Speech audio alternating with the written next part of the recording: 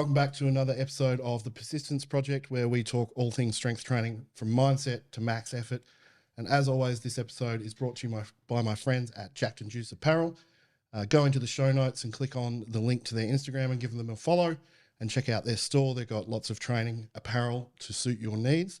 And also East Coast Supplements, who have a no bullshit approach to supplementation. They've got lots of stores through the central west of New South Wales and the Hunter Valley. So give them a check. Check them out. All right, today on this episode, we're back in the powerlifting world and we're talking to my friend, Chris Mott. Chris is an elite level powerlifter with a 900 kilo total in the 110 class. He's been competing for 8 years. He's a powerlifting and strength coach, and he also plays bass in a hardcore band. And if you're into hardcore, you should check out his band, Hell on Earth, because they are awesome. Chris, welcome to the show. Thanks for having me, man. Thanks for making the journey up the highway today on a Sunday. Yeah, it's worth it. Talk things. It's good. Talk shop. So I always like to talk about how people get into strength training and what led them into that. So initially when you were younger and you first got into this, what were the things that led you into the gym? Initially, we had like a school gym. I was like probably like 14, and there was like a rusty old bench press, and I think the max you put on was 60 kilos. And I remember we were there for like, I don't know, PE or something like that, and me and only one other kid could like press this for like 1 rep or something, which we're like, okay, this is all right. We're like above the other kids. This is cool. And I kind of just like was like, well, maybe I'll go to get a gym membership and kind of see what happens. But it was a combination of that, and then at the time I came home from school, and I think it was like Fuel TV or something like that. They had the World's Strongest Man. And back then there was that Mariusz Pudanowski, I think he was. It was like a Polish strongman. Yep. And he was just this jacked dude just running upstairs with like weights and pulling trucks and stuff. I was like, this is hectic. Like, so I actually got introduced from a strongman perspective. And I guess like, you know, everyone's bodybuilding kind of stuff, but not so much powerlifting. So I started training at the gym and didn't really know what I was doing. Like most of us when we start, didn't have a program or anything like that. Just going and mostly upper body stuff until I figured out that you could do, you know, squatting and deadlifting, but I had no real guidance. And then pretty much from there, just like started meeting people through the gym, started watching the big strong guys in the gym and trying to see what they were doing and go from there. And then in terms of like powerlifting, back when my old band was touring, there was a guy that was kind of into it. He actually showed me a video of like Dan Green, like a compilation of Dan Green deadlifting his like garage or something. And I was like, what the fuck is this? Like, I want to do that. And then the guy at the gym that I was training at currently, he went and did a novice comp, watched him do that. I was like, kind of want to give that a go. And then I sought out a coach, who still coaches me now, Tommy, and just kind of progressed from there. And that's how I got into like the actual lifting of it. Cool. Yeah, which is cool. It was like such a weird segue. I went from like seeing strongman, seeing people in the gym, just enjoying feeling strong, which I think is like a really big component of it. Like, I just enjoyed that feeling and being able to lift heavy weight. Yeah. I think that's probably one of the more common aspects, is regardless of the avenue that you got into, the feeling of being strong and that kind of confidence that it gives you that attracts a lot of people, I think. And then I think you actually talked about in your first episode with exposure to powerlifting comps. Like the first one I went to was actually like a PA one as well. Yeah. And it made me not want to do powerlifting. Yeah. Because it was just so, nothing against that world, but like, it just seemed really dull and there was like no energy, no vibe. And then I went to I think it was a GPC Sydney Cup comp or something like that, the old PTC. And it was like Pantera playing and there was people yelling. And I was like, this is it. Like the energy in the room was crazy. Everyone was cheering on everyone, no matter what level lifting, if they were female, male, whatever. So I think that was like kind of what roped me in as well. Yeah. 100%. And yeah, you're right. It's the same thing. Like I went to that, like I was really into powerlifting and I was like, this is what I want to do. Yeah. But Powerlifting Australia at that time anyway. Yeah. That comp just killed the buzz. So yeah. Like this is torturously boring. I think they've done well to move, not Powerlifting Australia, but the subsequent federations that have. Yeah. I honestly haven't been to one of those ones like the recent years. So, but from what I've seen from videos and stuff, it looks like the energy's a bit more hyped. But and that's what it should be about. Like it should be a sport where it's like, you know, it's inclusive. It's a subculture, right? So of training. So, yeah, I think there should be energy in the room. It should be, and it doesn't have to come across as aggression like everyone thinks it is, just meatheads banging their heads against barbells. Like, sure, that's part of it, but it doesn't have to be that. Even it's just like, you know, getting around each other and just trying to make everyone better lifters as well. For sure. So when you first started in the gym, like you said, you didn't follow a program Yeah. or anything like that, and you watched the stronger guys in the gym and kind of copied what they were doing, Yeah. and tried to figure out how the hell you do stuff Yeah. based on what they were doing. What did that look like as a progression tool? Did you kind of figure stuff out, or was it until you got a coach, you're kind of like, oh, right. I figure like basic stuff out. Yep. And like I would try and research certain things that with the sources that we had now, which is a lot less than, which is a lot less than what we have now.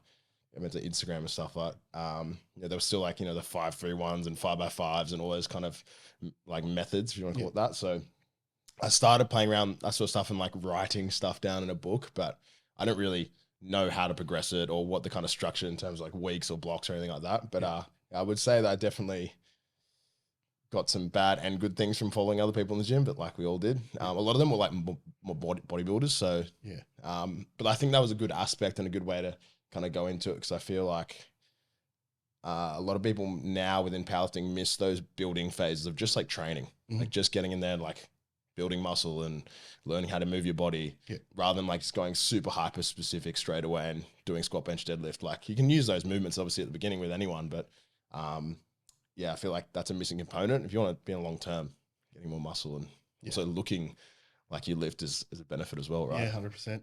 100%. Well, it's like, it's a double-edged sword, in a positive way, that the more muscle you have, the more protective tissue you have. So the longer your joints are going to last in the sport, whereas you can do the movements and get strong at them. Yeah. But if you've got no muscle to protect it, and it's going to eventually break. Yeah. Yeah. And also like, body, like accessory stuff's like fun. I enjoy it. Like it mixes it up. You know what I mean? Like obviously I think within powerlifting, it's kind of changed over the years from a lot of people just doing squat, bench, deadlift and nothing else. Which obviously works, like it's nothing against that. But now like people, I guess, are trying to take accessory work more seriously because of the benefit you get from it. And it's not saying you have to spend hours and hours in the gym doing that stuff, but it's like, okay, how is this going to carry over to what I'm doing with the main lifts? And like bring up weak points, bring up, body composition changes, or any sort of weakness that's happening in the body. We are moving weight at the end of the day. Like if you look at a lot of the top lifters, there's not many people that aren't carrying still a bit of muscle mass depending on their weight class as well, like, so, I think that's a really important thing. So when you first competed, that was 2000, you said you did a novice comp. Yeah, it would have been, I think, late 2016, early 2017. So that was at PTC Sydney. I think I was weighing like 88 kilos. Not that you were really worried about weigh-ins at a novice comp. I think that's what I was just sitting at the time. I remember coming into it and I was like really numbers driven at that time, which is good and bad. And I've changed my kind of views on that over the years, but I was like, I want to get a 600 total. Like that was just like what I wanted to hit. So I think it was 230, 140, 230, which I was pretty like happy with for, my first comp as a novice. And then that just kind of got me hungry for it. And then I was like, I don't even want to do another novice one. I just want to like go straight against stronger dudes and try to get stronger. It's pretty impressive to total 600 in your first novice comp at 88 kilos. Is pretty impressive. I don't think I totaled 600 ever. No, I didn't. I got close, but as a raw lifter. I didn't even, I was like 580 or something. It was the most I did, or even 560. But then I moved into equipped lifting pretty quickly because I was like, that's what I want to do. I still wouldn't mind giving that a crack at some point in my life, lifting career. I guess you obviously know the problem is you need a bit of a team and a bit of a support network and one learning how to do it all and having people to help you out. And you definitely need some guidance. Like you don't necessarily need the team around you. I did it on my own. Shed and did it in commercial gyms with no help and just found every possible opportunity I could to like mono arms attachments and just stuff that I could set up that mitigated some of the safety aspects. You definitely need some guidance. That's the main thing. So obviously first comp, fell in love with it. You were like, all right, this is me. And since then you've competed, we got about 9 times. Somewhere around that. Plus obviously some preps during the COVID kind of times, which didn't end up happening. I think I prepped like 3 comps in that time that didn't end up happening. First one being Pro Raw, was that 2020? So I was going to do the 95s. That was going to be my first Pro Raw. And it was like a week out that they canned it. And I cut to the 95, so I was like sitting like 96 or something like that. Everything was on track, feeling strong. It was a bit of a punch in the face, but so it was all the other athletes as well. So yeah, just kind of part of the game. And then I think they were going to have big dogs with warriors, which was like 115. And I was like quite light. So I was like, well, I'll try get up there. That got canned. Yeah. And then GPC nationals, which ended up being regionals. Yeah. So we couldn't go up from New South Wales. So it was the same thing. It was like a couple of weeks out. So yeah, would have liked to compete a few more times, but that kind of made that first pro roll a bit more special as well. Yeah, for sure. Yeah. So at what point in this journey did you get into coaching? Would have been, I started coaching in 2017, but I wouldn't say I was straight up a powerlifting coach then. Like that's the avenue I wanted to go down. Yeah. But I just wanted to get experience working with anyone at that time, which I got a good opportunity pretty much straight out of the course that we all do. That's not very, very good, but it's what you need. At a kind of group training gym, but they wanted to start running these small strength training groups, which was just pretty much teaching Gen Pop people how to squat, bench, deadlift, and like a kind of accessory pressing day, and then some like conditioning stuff with like sleds. And so it was a good avenue to introduce some of these people to that kind of style of training without it being like low bar squats and, you know, arch bench presses and stuff. Like it was just like, here's a squat. Some people were doing goblet squats, some people were doing trap bar deadlifts. So it was good for me to like learn how to work with as many different bodies and people as possible. And then I just started building my one-on-one on top of that on the side, which is kind of when I started getting some more powerlifting style clients. And they only were really coming to me because I'd done, I think, 2 comps by that time. So, you know, people were seeing me do it and they're like, well, okay, that was kind of fun. Like, can you give us some guidance on that? Because around the Northern Beaches, there wasn't really many powerlifting coaches. So then it just kind of gradually built from there. So that was 2017. And then I worked for that gym for a couple of years and then got the opportunity to move to where I'm now, Strength Tribe, which is like a powerlifting or strength specific gym, which honed in the kind of niche a little bit more. And I just kind of pushed that with my branding and just started attracting more clients that wanted to compete. But that being said, I had a lot of clients that came to me that weren't wanting to do powerlifting. And it wasn't like, oh, you should do a comp. It was like, well, there's like a novice comp coming up, or how about we use that as a bit of like a testing, and that gave them a bit of a direction to aim for, which I think actually kind of bridged them into the sport. So I've got a lot of clients I've had for like 6-7 years that were just training, and now they're like in the powerlifting world of some sort, which is cool as well. That's awesome. Yeah, it's kind of nice. You get to see like the journey from the beginning to where they are now as well, which I'm sure you have similar clients as well. Sometimes I almost find that more fun than people that are already powerlifters to come to me. Like, because obviously that's still epic and you can continue their journey, but like cool to see someone going from like barely being able to do a goblet squat to, you know, squatting 200 plus or whatever it may be. Yeah, it's definitely rewarding. Yeah. Like when people I never push it on people. If they come to me and they're not powerlifters, I'm never pushing them into a sport. Yeah. But if they're interested, it's like, okay, well, this is how we can do it. And I just recently had one of the girlfriends of one of my powerlifting clients. I did her general programming.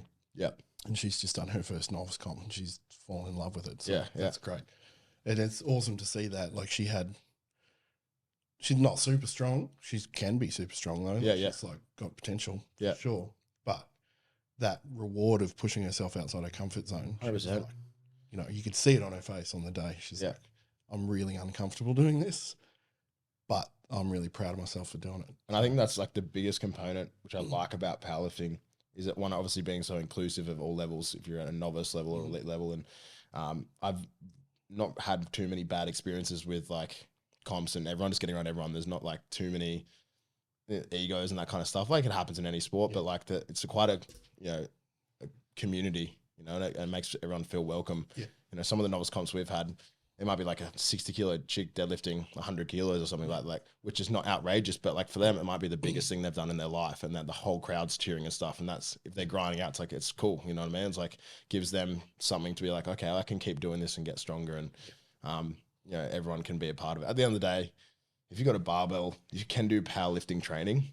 I guess it gets a bit sticky when people like start, you know, using the whole identifying as a powerlifter thing really, which is like, you know, you can do that. And we all are powerlifters. But I think there's like a time where it's like, you're doing strength training, you're doing powerlifting, just like enjoy the process, learn about it. And if you want to keep following that journey, do so. Don't make it your whole identity. Yeah, 1 year into the sport. Well, because what happens is like, say if they get injured or something happens, and they're like, "Oh, what do I do now?" Yeah. It's like, you know, I've been guilty of that as well. Like, but yeah, it's like there's other things outside of it as well. Yeah, I 100%. think it's important. I also like that, you know, that what you just said about the empowerment thing. You see a lot of people go like they shit on how it's not that stressful. Like I just saw a post recently, like it's not going to war. It's nothing like the stress of being in a gunfight in Iraq. And it's like, yeah, of course not. But for some people, this might be the toughest thing they've ever done. Yeah. And it might be that bridge to overcome huge anxiety in their life. 100%. And it's like, yeah, it's not as stressful as a shootout or like a really stressful, super stressful situation. It's life and death. Yeah. But to some people, it's up there. Yeah. It's certainly beyond any comfort zone they've ever been in their life. 100%. So. And it can help from like obviously a mental health perspective. It's massive. And I'm quite open about that stuff with myself. So I actually tend to attract some other people along those kind of lines, which is cool. And I want to guide them to use training as a method for that. Not saying you should avoid things like actual therapy, but like, you know, it is a tool to make you feel better, make you feel more confident. And yeah, if you've got like some anxiety or something about being in front of people and you do a powerlifting comp, that can be like life-changing for some of those people. And I've seen that firsthand as well.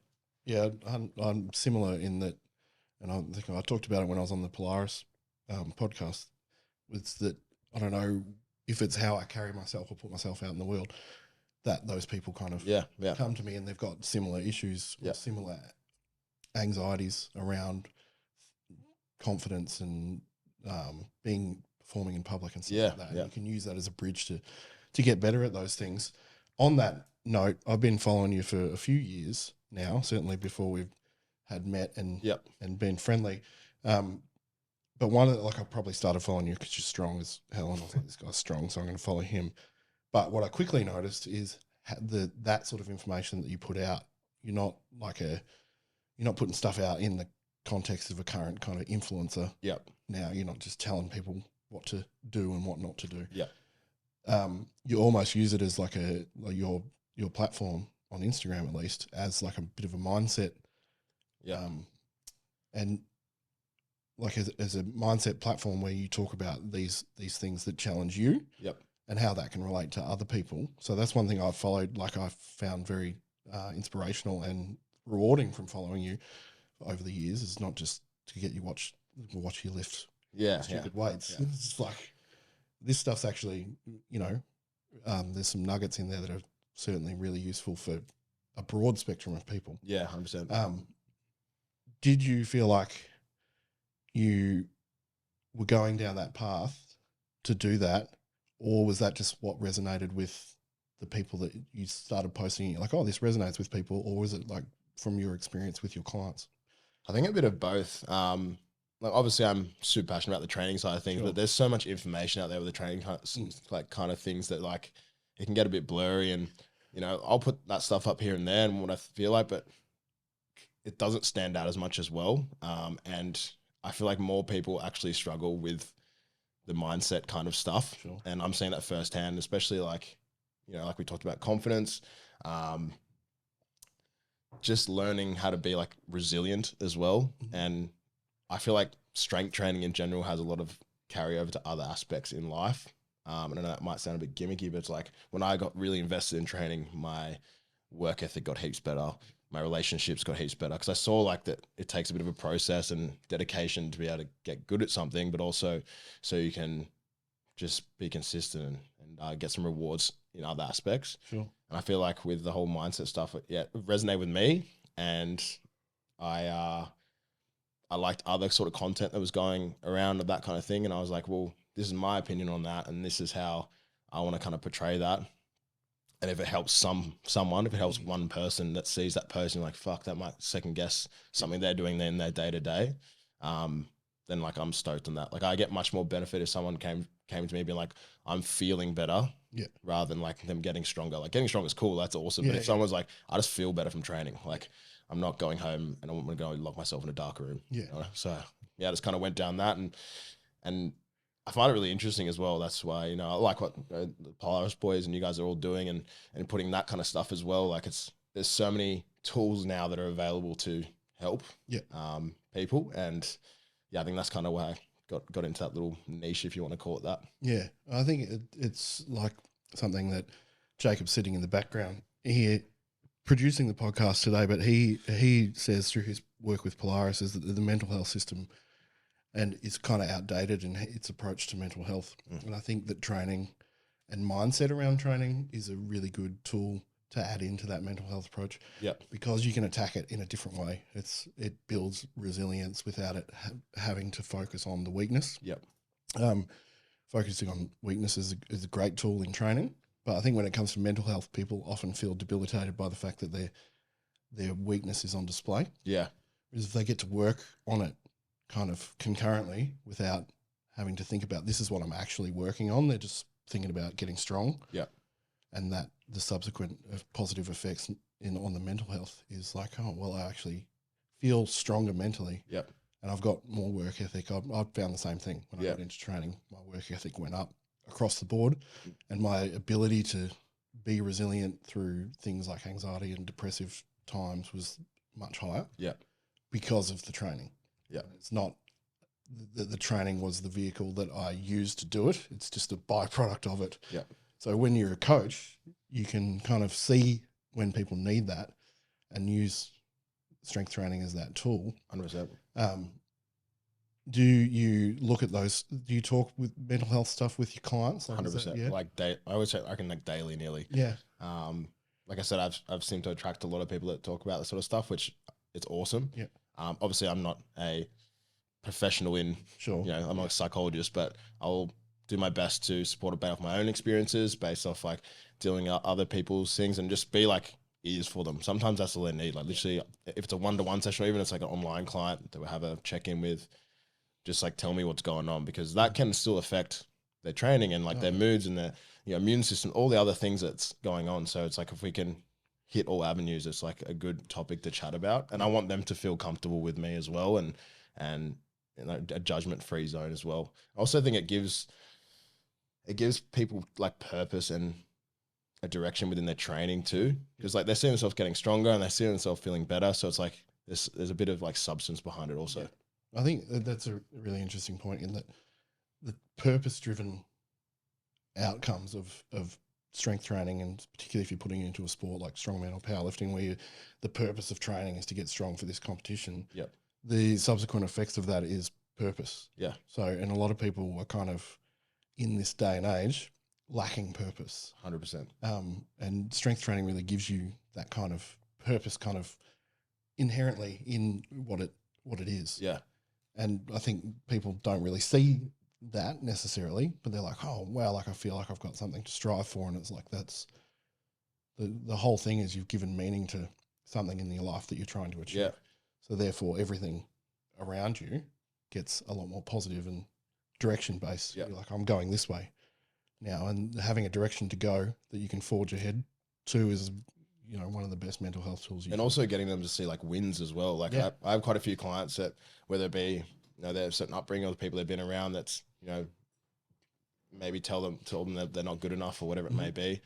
And it's hard sometimes to coach, because like they'll have a win, like a huge win. You're like, dude, that was epic. And they're like, yeah, but it like wasn't good enough. And it's like, that can be a good thing because you want to strive to be better, but it's also bad because you're not like celebrating when you actually do good things, you know? So I think it's like a fine line. We have to be like, celebrate that stuff, but also we're trying to get better, because you got people on the other spectrum that like, that is fine being mediocre as well, right? Which is absolutely fine too, if that's your expectations. But I think too many people don't celebrate when they've actually done something good. You know, we're probably all guilty of it in a degree as well. Even when you compete, you'll find one thing. Yeah. But that's like you said on your, I think, first episode, that's a learning. It's like something, if you make a mistake or you fuck up an attempt or something happens, you're able to, okay, what do I need to do better next time? Yeah. But that can be just for anyone in their training kind of journey as well. Yeah, 100%. I'm big on that, like trying to take lessons from every mistake. And that's something that carried on in my life before training, but something that really kind of got highlighted through training was using failure as a chance to learn and get better. Yep. Like I talked about in another podcast, injury is one. It's like, well, what's going wrong? Yeah. You know, what do I need to change? But even just performance and mindset and why you're not feeling good. Like you might, like we all go through periods of time when we're training, especially when you're training really hard for a comp, Yeah. that your energy levels and your mood start to drop. You're like, well, what's going on? What part of life am I dropping behind in, whether it's sleep or nutrition or something like And that. sometimes that, like, even if you've got those things in check, it can still happen as well. Yeah. Like, I think the difference with people that are like, once again, on that purpose, or have something they're working towards, they're just in the habit of still training. Like, some days I don't want to be in the fucking gym, Yeah. but I'll still go and do it because I know it's going to make me feel better and it's still going to progress me in the direction that I want to be heading. Yeah. Which I think is a hard thing for a lot of people that don't have that, because they're like, well, I feel shit. I just won't train today, which is okay as well. But just like, those people generally have expectations of someone that is going and doing the work no matter what. Sure. So it's like, match that. Yeah. Yeah, I sit on the fence on that one. Like, I think that there's a time to call it. Yeah. No, today's not a day I train. Yeah. Because the injury risk goes up if, For sure. you know, the fatigue's there, or sometimes it's not worth browbeating yourself. Yeah.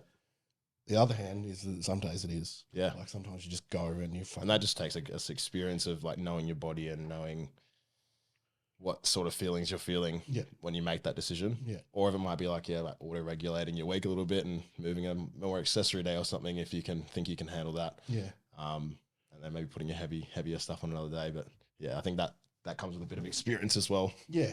Yeah. Sometimes you go in and go, well, what's, you know, this is not going to happen today. So what can I achieve? Yeah. Especially when we're doing a sport that requires a bit of effort and the heavy sessions as well, you know, like you can't just like cruise in there, and some people can, and I find that really impressive. For the people that kind of just like get in there and can internalize how they need it. It doesn't even show. Mm-hmm. I've had this conversation recently about intent and what that kind of looks like for different people. Yeah. And like where that kind of tunnel vision focus point comes from. For me, I use it like a bit of aggression, nothing crazy, but that's how I do it. That doesn't mean that everyone has to look like that though. I know guys that look like they're just going for a walk on the beach, and like, but internally it might be completely different. You know what I mean? So it looks different for everyone. And as soon as someone learns how to tap into that, I think it's like one of the most powerful tools in probably any sport, let alone strength sports. It's like, I'm doing this now. You're not distracted by anything else. There's no like, I'm not looking around the room. It's like, I need to focus. It's like if you're an Olympic swimmer, they're not standing in the box going, I'm gonna fuck this up. You know what I mean? Like that you're going into it with like, now we're on. And there's intention. You're probably going through it in your head, and like what you got to do to execute. What you're doing in that race or anything. And that's something I use. Visualization is a really good one, and try and teach it to my people as well. Is like, do the mental reps. Yeah, they're going to help you. Do it in your head before you actually do it in real life. Yeah, and like just calm yourself down. Yeah, too. Like, I think like if you can start to read people as a coach, but read yourself as well as a lifter. If you've not got a coach, or you haven't found that switch for yourself, you got to go, well, what motivates me intrinsically? Is it like getting really hyped up? Because if that's it, then use that as a tool, but control that tool. Oh yeah. And like, you say it goes too far some way, like especially like if it's using so much energy and then they're still doing it in the lift as well.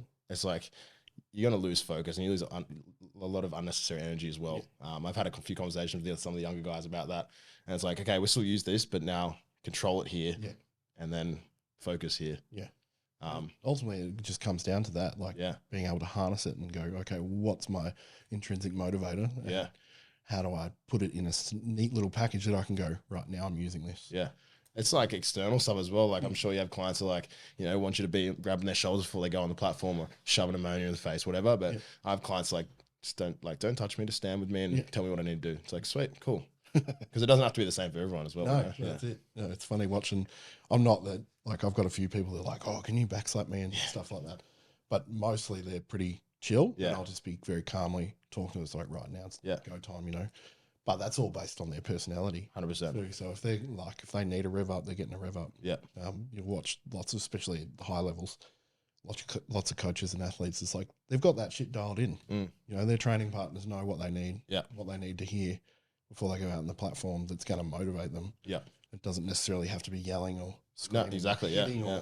It can be. I think, it can be for sure. Yeah. And I think that's the problem. Like with people from the outside looking in, that it's like, they've never been to a powerlifting comp and they see that, they might just associate that completely with it, which is a component which could scare some people off, but also like excite some other people. Yeah. So it's kind of like, you need to experience both types of that. Yeah. Which if you considered a comp and watch a reasonable portion of the comp, you should be able to see some different methods in terms of that. Yeah.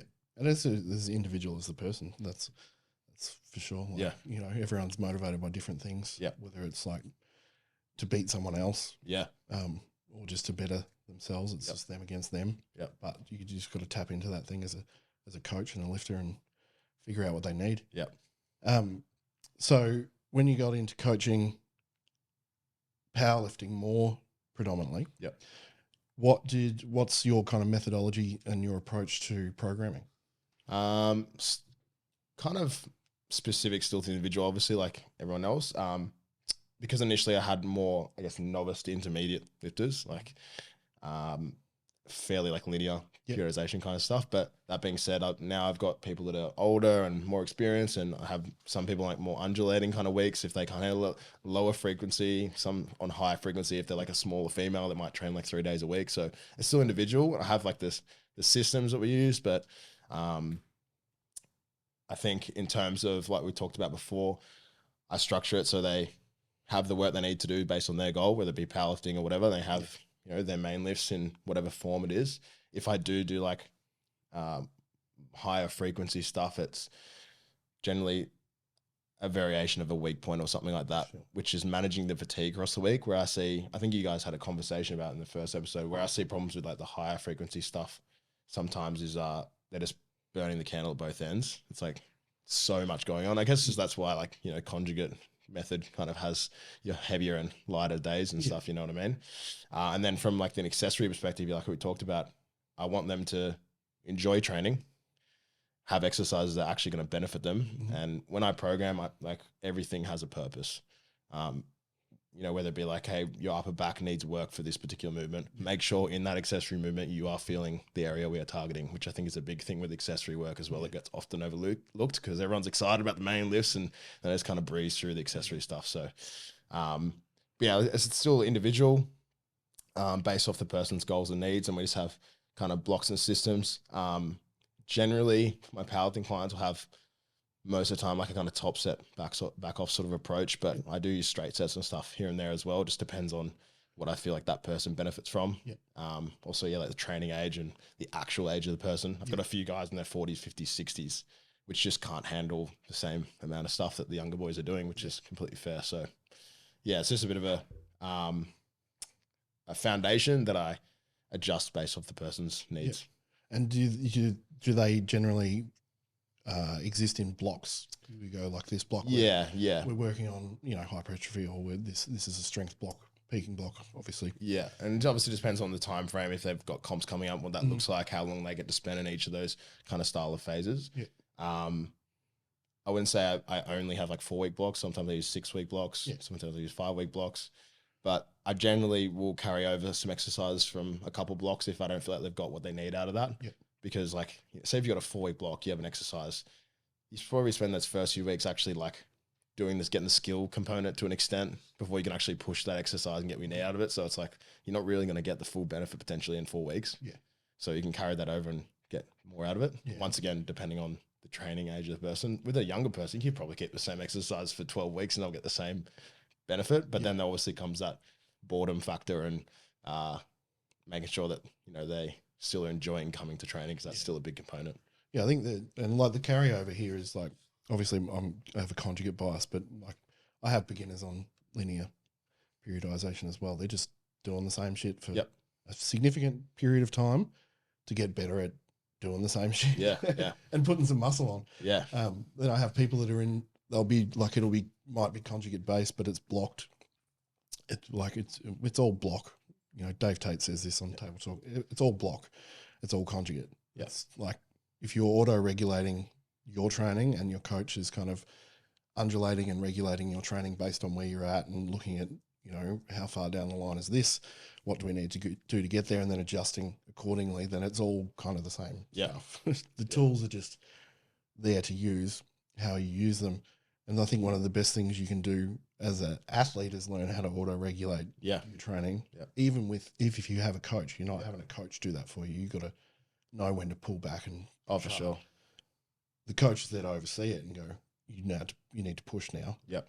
and call you on your shit if you're taking it easy. Yeah. But as a coach, you work in that's a symbiotic relationship where you're trying to figure out that regulation. Yeah. It's auto regulation, but also outside objective regulation. So that's something you put a lot of thought into. Yeah. And also like, it's a hard one to not make the client too reliant on you as well. Yeah. For those kind of things, especially like I've definitely caught some clients and like just chilling, cruising over there. I'm like, what are you doing? Yeah. And like, if I haven't seen it in a few weeks, maybe it's the end of their block and they say they haven't progressed that exercise at all for the entire block, but not only the load, but the skill, nothing's really changed. It's like, why'd you keep it the same? I was like, I didn't think I could do anymore. I was like, well, you could. Yeah. And if I was standing there, you probably would have. And not necessarily have to increase the load, but like change something, change one of the variables to make it adapt or progress through that phase. Yeah, obviously teaching people that, like we talked about before with, if you're not feeling particularly well on that day and you got females with, hormonal cycles and stuff. So I've had to like change, heavier weeks and move the block around because that kind of obviously gets affected, some more than others. Yeah. I have some females that it doesn't really affect that much. Some it's like debilitating and they like can barely train that week. So I think from that perspective, things can change and move. But yeah, that, like you said, it's like our coaching responsibility to identify these things, have these conversations, but also like build realistic expectations around it. Like if someone's just like cruising, it's like, okay, you can do that, but like don't expect to get the results of someone that's putting the work in week to week, day to day. Yeah. Well, if you got lofty goals, you need to have a lofty work ethic as well. Like you need to, and all the other aspects outside of training as well, like nutrition, sleep, and obviously there's a big movement with ice bars and saunas and stuff, and I do them myself, so I definitely see benefit from them. But because I have I have all the other things in check, whereas sometimes people go to those things without having their nutrition diet or their recovery, and they think that they're going to be game changers. Yeah, they still eat and sleep like shit. Yeah. I'm just like you probably see a little bit of benefit, but like make sure you're looking at everything together. And that's something more novice, intermediate, higher intermediates only start to recognize later because they're like, oh, like I've been eating good and my training feels heaps better, or like I'm recovering better. Yeah. Crazy. Yeah. It's crazy how simple consistency works. And like, I'm guilty of that too. I have periods of time where I'll just like sleep like shit. Yeah. We're only human. You have kids. That's another thing as well. Like every client has different things going on in their life. So it's like, what do you think is realistic based off your current situation? I have shift workers, police, nurses, whatever. Yeah.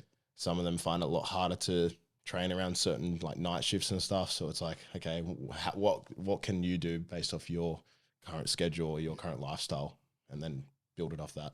Yeah, well, that's a big thing up here because Hunter Valley is just shift workers. Yeah, everyone's in the mines or something related to the mines. Not everyone, but there's a vast swath of people that are like that, and programming around 4 panels and lifestyle rosters, and it's like you have to understand. Like I came from none of that from Victoria, and it's like trying to figure all that stuff out. Is like, well, this is what. But I also found those people like really impressive, especially like if they're like manual laborers or doing night shifts and stuff. It's like you're just working all the time. Then you go to lift weights on top of that. Like it's good. It's impressive, and that's why everyone's different. But I see some people that are not doing as much as that, and they're like, oh, I just can't really do that. It's like, what this guy's doing. But obviously everyone's different. So well, that's it. It comes back to the individual there. Yeah. I'm going to quote Dave Tate again, but the hardest you've worked is only the hardest your version of hard work is only the hardest you've ever worked. Yeah.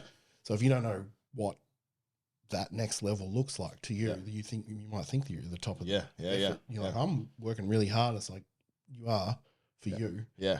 But there's another level you need to get to. Especially if you want to progress and be really good at something. Sure. That's a good thing within powerlifting when you start competing at a high level, because you see the guys that are at the top, you're like, what are they doing? Yeah. That I'm not doing. Yeah, and being around that's one thing I noticed moving up here was like I was kind of the big fish in the little pond in Victoria where I was, in terms of there's certainly people stronger than me. Yeah. There wasn't a large group of them. Yeah. But when I came up here and I'm around that regularly, it's like you're like, oh, right, okay. That's what the next level looks like. And it makes you want to be better. Yeah. Yeah. And I think that's good where you have a gym like that. I imagine Strength Drive's similar because you have a lot of strong people down there. Yeah. Do you have a lot of people that train together from watching videos and stuff? You seem to have a fair bit of crew. Yeah, going yeah. on. We have like different times throughout the day that like certain groups of people kind of always train on those times. And when we've got like comps coming up and stuff, everyone kind of lines and up like, you know, squatting around each other. And, you know, if someone's going for a lift in the gym, I'm sure it's just like Hunter, everyone gets around them. We've got spotters. Like we've made sure everyone in the gym feels comfortable spotting, and we've run like workshops and stuff for that, because that's something that you don't really get in commercial gyms confidently. And as well, you know, we've all seen can I get a hand out on the bench, and they just drop it on you, or like grab it too soon, you know, so we just make sure that doesn't happen in that sort of environment. Yeah, definitely having a team around you is epic. Like I know when I'm prepping for comps, we have a bit of a group chat. So it's like I put it in there, hey, I'm doing heavy squats today. Who's going to be around? It'd be good to have some spotters there, you know, be safe, you know what I mean? So, and also having people that are strong and you can lift with those. I enjoy going to other gyms sometimes that have people like that and training with them, which is like, you know, it makes you want to be better as well, and you can be around people like that. I also enjoy training. One of my good mates is a strongman, and training with him, even though it's a different modality, it's the same intensity we're bringing. We're still trying to get the best out of that session. And I've had some of the best sessions with people like that, because we're just trying to like challenge each other on it as well, which is good. I assume that's Macaulay, is it? Yeah, Mark, yeah. Macaulay is coming on the show after Australia's Strongest Oh Man. yeah, cool. Which is going to be awesome, because it'd be nice to talk to a strongman coach. Yeah. As well as that's something I coach as well as strongman, but seeing you guys train together looks like a good time. Yeah, yeah. And, you know, like, I don't know as much about the strong man specific world. Like, I understand, and I've done a little bit of it, nothing crazy though, but I've done it with him, and it's been like fun to play around with that stuff as well. And obviously that's a whole nother can of worms, but yeah, it's cool. It's cool to like learn new skills and stuff as well. When you're training in that group, how much of it is support? How much of it is queuing? Have you got people calling depth? Have you got people giving stuff like that? Well, because a few of the guys at gym, when we do run comps, they're reffing, so they're all you know, up to standard with that. So if they are in the gym at that time, it is good having people like that and call you out on your bullshit if you need. And you know, it's a good thing having them. And even when my clients are training and I'm not there, one of them will help out and be like, you know, I'll watch from the side, make sure you're hitting depth, or make sure you're pausing your bench, or whatever it may be. So yeah, there's definitely that component. There's definitely hype. I think I like to hype people up. I've always loved doing that, like yelling at people and getting people going. And I think that's kind of carried over to a few others in the gym. So they're kind of doing the same thing as well now, which is awesome. So if someone's going for a lift, people are getting around it. If you've not seen your Instagram videos, and when it's a big lift, you should go and check that out. I always forget sometimes when I'm filming as well, because I'm just yelling directly into the microphone, and it's going to pop on the Instagram story. Just like, just yelling. It's like, probably just turn the sound down on that. But yeah, like, I think that's a big component. In terms of like the queuing and stuff, like, obviously if I'm there or any of the other coaches are there, we are trying to help out. But obviously not just try and confuse people as well. That's a tough one. So it's like, that's a big thing. Be around it. And particularly, and I imagine it's similar at Strength Tribe. We've got multiple coaches at Strength, and knowing how each other programs and cues and is really, I think, really important, because when their clients are in the gym, I want to be able to give them feedback based on what I know their coach would want, not what I would want. Because my feedback's going to be different to what, you know, say Nick or Josh or Leroy would want. So knowing what, like, you know, what's the goal with this person? It's not necessarily trying to like butt in and tell them what to do, but it's like they're going to need help when you're not here sometimes. So I want to make sure that help is congruent with what you've. Yeah, and I'm sure if you see like, you know, one of their clients in the gym or something, and you know they might be like a bit confused about a certain exercise, you can go and give the feedback you can based off that, which I think is a powerful tool that makes people feel supported as well within that gym environment, no matter if their coach is there or not. Yeah, 100%. And I tell my people all the time, I'm like, I love them training together if they can. I love them picking the brains of everyone that they can, and if they've got that kind of thirst for knowledge, it's like learn. Like I'm not going to be offended if you learn from someone else. You bring it to me and go, hey, this person said this. What do you reckon? Yeah, well, it starts conversations as well. I've had I have clients that love learning stuff, and they'll come to me like weekly and be like, I saw this. What do you think of this? Will this apply to me? And like, we can have a conversation, be like, maybe not. This is my opinion on it. Doesn't mean it's wrong or right. This is what I think and how it will apply to you potentially. So looking at, you know, the hype in Strength Tribe when you lift and the energy that you kind of bring, like I mentioned at the start, you're in a hardcore band, Hell on Earth. Yep. You've been in bands for many years. Yep. And we share that commonality is that we've both come from the hardcore scene. Yep.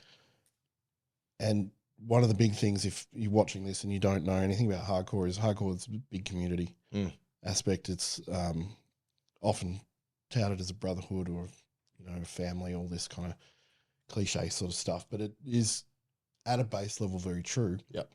Powerlifting is very similar.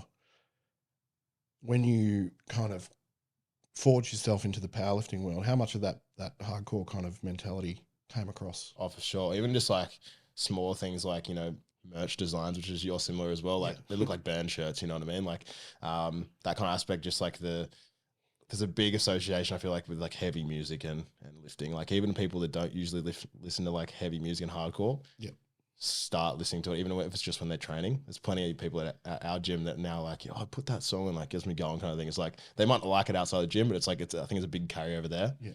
And like you said, it's like a community and like a within music hardcore, and just like powerlifting is within the fitness world, within training, right? So I think there's like a big carryover there because it's like it's acceptance within those two worlds. And you know, like powerlifting is, I would still say it's almost like the outcasts of training. Like it's people that are doing stuff that a lot of normal people don't want to do in then regular training. So I think there's a big carryover there. It's just like hardcore music. Like it's not everyone's cup of tea, but for the people that like it, they love it. Yeah. So I think it's a big component, and I still have a lot of clients now that are from the hardcore scene over the years. Yeah.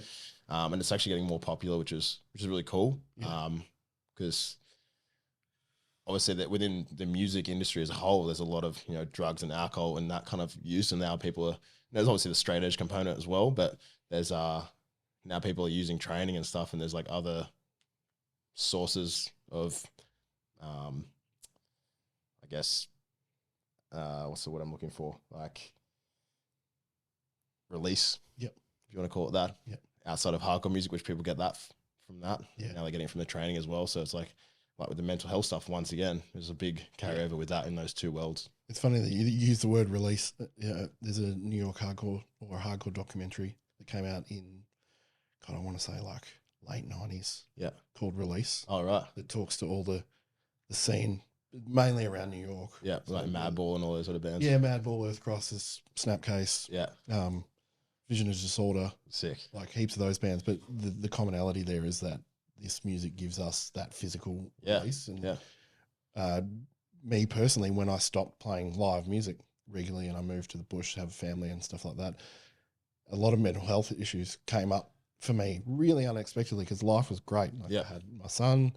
I was living where I wanted to live in the middle of nowhere, not around the city anymore. But I didn't have that physical something missing. Yeah, so something was missing and I didn't figure it out for ages because I was still doing music, still writing and recording and very occasionally playing. But the main thing that changed, and it took months to figure this out, of pretty bad depression and anxiety, like all around the time my first son was born, which was really average timing on a family level. Yeah. But the main thing that we figured out is like I was rehearsing 1 or 2 times a week. Yeah. That's a really physical thing. Any of that physical stuff. Yeah. I was doing property stuff, so chopping wood and going foraging for firewood. And I always felt really good after that, but wasn't doing that all the time. Yeah. When I found lifting, I was like, that's the thing that's been missing. The void, I think that's a big correlation in the hardcore scene too, is you find people who they might not be disillusioned with hardcore, but what they attach themselves to in the powerlifting community is that same sense of like release. Yeah, which is, it's cool. And like, you know, get into your space and do what you need to do with it. And like that's, once again, like the powerlifting comps, like there's a lot less judgment and it's very inclusive in that. Once again, there's always outliers, but within the hardcore community, it's still quite like that. Yeah. And you build a lot of friendships, and I've built some of my biggest friendships from both scenes, both powerlifting and the hardcore scene. And I'm still very close to a lot of those people. So I think they're both very powerful communities. And from an outsider looking in that doesn't understand it, it's interesting hearing their thoughts. 'Cause like, well, how do you even know what they're saying? Or like, why are you swinging your arms around like this? And why are people jumping over? And because if you're in that, you're like, this is it. Yeah. And I brought some people that have never been to a show to those kind of things, and they're like, wow, like the energy is insane. The same to powerlifting. Yeah. People have never been to a powerlifting comp and go to a really good one, really hot. They're like, that was crazy. Yeah. So it can expose people who never want to be in either of those scenes potentially, or at least to understand it. Yeah. Which I think is a big one because, yeah, from the average onlooker, they don't get it, and it can look a bit chaotic. Yeah. Can also look a bit negative. I've Yeah. found certainly older generation when I was younger into hardcore in the 90s, people are like, oh, it's so angry. Yeah. Like, it's actually not. If you listen angry. to a lot of the lyrics, they're like, they've got purpose, they've got substance. Yeah. A lot more than a lot of like mainstream kind of pop music, right? And I talk about that a lot. It's like there's certain bands where you listen to the lyrics, and I'll even post quotes and stuff sometimes about it because it's like this carries over to a lot. There's even a lot of hardcore songs and whatnot that I see carry into lifting, whether it's intentional or not. Yeah. I actually never forget a moment. I think it was GPC Canberra Cup. I scored a 320 for the first time, and I had Kublai Khan on my headphones. It was when they just released one of their newer songs. I think it's called The Truest Love, and there's a bit that says, "Feet to the fucking earth, my hands won't fail." And I was like, all right, this is it. I'm doing it now. Whether whether it was actually about lifting, probably not. Yeah. But it just aligned perfectly at that time. So it was like, I think there's actually some things in there with that as well. But even look at Pantera, like you know, strength beyond strength. So I think there's a bit of a carryover within that world as well. Yeah, and whether intentional or not. Yeah, There's obviously a lot of lifters in the powerlifting, in the hardcore scene. There's a lot of big, strong dudes who lift weights. There's also a lot of skinny dweebs who are like finding that mental toughness. Yeah. That's no diss on skinny dweebs either. I was one of them. We all were at some point. Yeah, I think all of our hardcore journey started as skinny dweebs. Youth large t-shirts and yeah. I was in a band once for many years, and the guitarist wore. He was the first person I ever met that wore girls' jeans. Oh yeah. When you couldn't get skinny leg jeans, he bought girls' jeans, but he used to wear youth medium t-shirts and like get foils in his hair. And I'm like, but he was the most amazing guitarist and still a really good friend to this day. But yeah, like not the picture of what you would expect. Yeah. From that scene. When did you get into hardcore? When I was about 13, 14, maybe around that time, like year 8, year 9 kind of time. There was a few youth centers that used to do shows on the Northern Beaches. Yep. Not anymore, sadly. But there was like a flyer that I think I saw at like one of the shopping centers, and it was at Cromer Community Center, which was I think like maybe a 600 or 700 cap venue, like reasonably sized, just a big hall. It was Her Nightmare and I think Parkway even or Carpe. I can't remember. I think it was definitely Her Nightmare. And I was like, well, I guess like I'll go. The closest thing I heard to that was like Slipknot and like Pantera and metal stuff, right? And my brother showed me, and I was like, well, what's this about? So I went to that, and I was like, what the fuck is going on? But it was hectic. And then I just started finding all these local shows, and back then it was like $8 to enter the show. You might buy a shirt for like $10, $15 or something, and just be local bands pulling 500, 600, 700 kids into these shows, which was insane.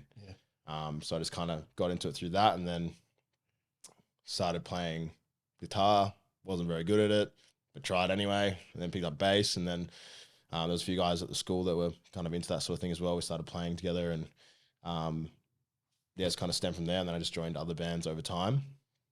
And when I was like 17 or 18, the band I was in then, which was a bit more like a metalcore kind of band, we ended up like doing quite a bit of touring around Australia, which was something I never thought I'd have the opportunity to do. And I still look back on it and being like, that was epic. Like not many people can say they've done that. And I got to see a lot of Australia and travel around just like yourself, like travel around with your mates and play music, and people yell the lyrics at you and stuff, which was cool. And then I had a massive gap probably from like 23, 24 to like literally like last year. Yeah. A similar thing to what you talked about before, of like I was just missing something again, and I was still going to shows and whatnot, but I just wasn't playing music. And had the opportunity to join Hell on Earth, which I'd known a lot of the guys from the hardcore scene. One of them actually was a powerlifter as well. And they were a band like 10 years ago. They played a couple shows, and then they kind of went indefinite hiatus. And they're like, yeah, well, we're going to start doing it again. We need a bassist. I was like, okay, I'll do it.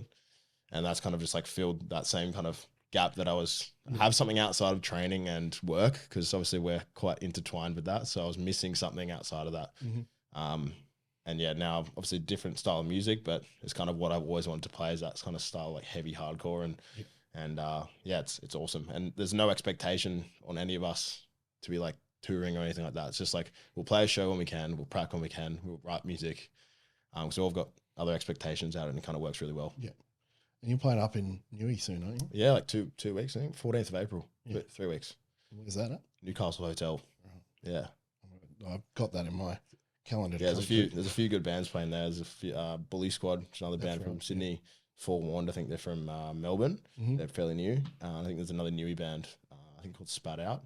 So yeah, it should be cool. I haven't played there in a long time, so I'm keen to see. When you guys played your first shows, I think the biggest feedback was that you were the biggest band on stage. Yeah, because multiple of you are large bands. Yeah. And which is, I think, should go hand in hand with large music. Yeah. You should be large and back it up. 100%. I have friends of mine who actually, the music for the intro for the podcast is a band called Death Row from Brisbane. Yeah. From the Goldie. Southport represent, I think, is what they want me to say. Those guys, when I first got into them and kind of I've become friends with them. Yeah. Just because I was a fan and I was like, oh, you guys are awesome. They're big, tough dudes. And I'm like, it's good to see tough dudes playing tough music. Yeah. For so long, particularly like 2010s, it was skinny dweebs playing tough music. And it's like, this doesn't work. Yeah. Now it's play noodly like. Yeah. Once again, I think it's like, cause it's like getting more popular with training and stuff within that world as well. Yeah. Yeah, we played a show with Tsunami when they came out in Wollongong. Yep. And we played before them, and one of the guys there's a band, well, I don't think they're a band anymore, they're called Laid to Rest, they're in America. I think a few of them were like actually West Side guys or part of that world, and they're bigger dudes, and they're like, you guys are the fucking Australian Laid to Rest. And I was like, sick, I'll take that. Yeah, for sure.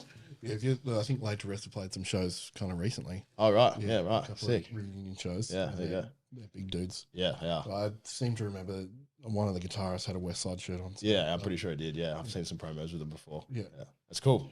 It's the cat call to the powerlifters, or the dog whistle, as they say. Yeah. Yeah, so hardcore's a really interesting carryover into that scene, and it's like, I think one of the overarching kind of themes of all of that is kind of, it's positivity, but it's not in like a happy kind of sunshine and rainbows positivity, which is, I think, what draws a lot of people into hardcore, is it's positive with aggression, and it's positive with an outlet of trying to, like, we're going to talk about the shit that we're going through, that the world's going through, and we're going to funnel it out in this positive aggression. And powerlifting is kind of very similar in that you get to funnel all this positive kind of aggression into lifting weights. Yeah. Do you make because I think that your Instagram particularly is very positive, whether you think that or not. Yeah. Is that something that you deliberately try and do? Yeah, I wouldn't say like I'm like rhyming like, I'm trying to be positive, but I guess if I'm more putting it across, because I would say a large portion of my life, I would almost say I was probably too negative, to be fair, about most things. I'm still at work on. So whether it's like me trying to portray what I think is beneficial to not only myself but other people. Sure. I wouldn't say I directly think about it being positive, but more just like, this is the message. And like, how powerful can it be to that individual, or maybe just get them to like question what they do, and how they think about certain things. And that's not directly just with training. It might be like, I put up one the other day about like choices and I think that's a really powerful one, because everything is a choice. Yeah. Even like training, it's like, if you're whinging about something, you're choosing to do it. Yeah. And you can choose not to do it as well. I had a lot of conversations with people that don't like their job, per se, and obviously that's not always the easiest thing to change. There's you might have kids or other things you need. Like, I need to work. It's like, cool, you can do that. But like, hey, what's the path look like for you to change that? And is there anything that I can help to do that? Obviously, as I said, I'm not skilled in some of those things, but I might be like, okay, if you don't like doing what you're doing right now, what can you do to change that? Yeah. So I think that's a really big one, because people just get so comfortable, and we all do it. But But if it's a reoccurring thing that I'm seeing, it's like you complain about, it's like, I don't want to hear it anymore either. Like I want you to be better. I want you to seek better things for yourself. Yeah. And I actually had a really like cool success story. One of my clients similar to that. Every week he was coming in, fucking hate my job. Don't want to do it. I hate this person. Feel shit all the time. Tired. I don't get to spend time with my kids. I was like, so you've been in this industry he was in for a long time. You're skilled enough. Why don't you just go start your own thing? Just do it. That's the worst gonna happen. You'll fail and then you can go back to another job. Like anyone will hire you. And he did that. Now he's got his own business. Now he has to spend more time with his kids. And he's like forever thankful for me just putting that in his head. And I'm not taking responsibility for that, but it's like, I was like, dude, just do it. Because I don't want to hear it every week anymore. Yeah. At first I'm like, oh yeah, that sucks, dude. Like, hopefully it gets better. But then it's like, if it goes weeks, months, years of them saying the same things, it's like, all right, change it. So, yeah, I try to put information about like that kind of thing because I've seen it myself. You know, I was like a forklift driver before I was a PT and it was fine. It was a job, but I had no purpose. Yeah. And I was like, well, I like training. I think I'd actually competed by that time. I was like, well, why can't I go do something that's I'm actually passionate about and gives me some sort of purpose and reason to do it. And I know, as like I said, it's not as easy for everyone, but if you at least have a think about it, if there's something in your life that you're not happy with, why not give it a go and try and change it? Yeah. I think, and like we come back around because we're talking about purpose earlier, but that is really the kind of crux of the whole issue. I did the same thing. I was in youth work and studied youth work at uni and had planned to be a youth worker very early on. Like I was 15, 16 working at the council with the youth worker and like getting mentored by him and organising concerts and working in the mental health space before mental health was really a term. And then went into uni and realised very quickly that I was not ready to do that. Yeah. A, I had life to live and things to do, but B, that I was not ready to guide anyone in that direction. Yeah. And then from probably 21 until we had our first child, at 31, I was very directionless. The only thing I had was music. And that was, my purpose was music, but it really didn't go anywhere. We all know how hard it is to make that a soul thing, especially in hardcore. And like, I think it really can't. If you look at the people that have made it, like Parkway and now Speed, for example, they're taking it the bull by the horns and just going. Yep. Speed, like, kind of. Like, I was talking about it with my wife the other day. I'm like, you know that band Speed? She's like, oh my god, what now? And she's like, are you jealous of them? I'm like, no, I'm so impressed that they've gone. They're like, every time they post something new, I'm like, oh my god, yeah. What are they doing? They're getting into the mainstream. Yeah, well, as well, like, which is wild. They've got the Nike Foot Locker thing now. Yeah, which is insane. Like, and this is absolutely no diss to them, but once upon a time, that kind of would have been selling out in the hardcore scene. These days, it's like they're making a go of it on their terms, and it's their control and their thing. Yeah, and it's super impressive to watch. Yeah, like if you don't know, if you're listening to this and you don't know who Speed are, you should go check them out. Yeah. But they are playing Knotfest, for example. Yeah, they played yesterday. Yeah, touring the world and selling out shows everywhere. Which is not that common for a hardcore band to be doing. No, let alone an Australian one. Yeah. We've got a lot more successful Australian bands, but like for ages it was Prom Queen and Parkway, the only ones that had it. And they took the bull by the horns and went overseas. And it's kind of the same thing. For me, we never did that as a band. We got to the precipice of it a few times and never quite. I never had the money. Yeah. Like we didn't work. We just a lot of sacrifices. Yeah, we just worked shit jobs so we could go on tour at the drop of a hat because we're trying to make it. And we never pulled the trigger and went and did overseas. I'm kind of glad that we didn't, as much as I would like to have done that. But circling back around to the purpose thing is like my purpose at that time was to do everything I could just to do music, which came with a lot of sacrifice, missed opportunities, lost job opportunities, no money. This get to 31, have a child, and we're like, we've got no savings. Yeah. Conversely, is like I found lifting, and then that gave me a direction to really nail down onto what I wanted to do. Yeah. But at the core of it is helping people. And I think you're very similar in that, whether you intend to or not, you're a leader who wants to help people. Yeah. And it's very obvious in the stuff that you post that you're leading by example, for one. you're doing what you say. Another one that's really important, I think. Walk the walk. Yeah, you walk the walk. And look, because a lot of people say stuff and they don't do it. You got to do it. And that's what you get judged by. Yep. You're leading from the front, which I think is really good. And I think we're getting a good kind of rising tide of people that are leading from the front. Yep. I want to commend you for that. Yeah, appreciate it. Moving on to a slightly different topic. Last year, I think you suffered a significant injury. Yeah, well, it's kind of a build up over time. Yeah. So when it was like a year or two into powerlifting, I was getting this like hip pain. It just wasn't going away. So I ended up getting scans and stuff, and they said it was a fairly common thing. It's called femoral acetabular impingement. It's basically like extra bone on the top of my femur, so it doesn't like sit properly in the hip socket. So it just rubs and then causes inflammation around that, and everything gets jacked up, and then it causes back pain and issues. And I was just like sick of it, so I went and got it sorted. And then we kind of modified a few things.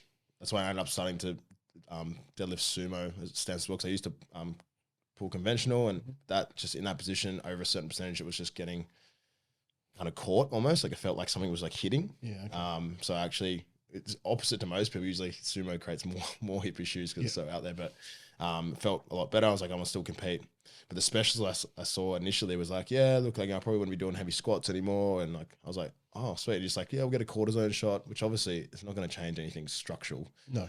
It didn't really give me any relief at all, to be fair. I was more like, how can we change and structure certain things in my training, which worked pretty damn well. And it would have maybe a flare up once a year, maybe twice.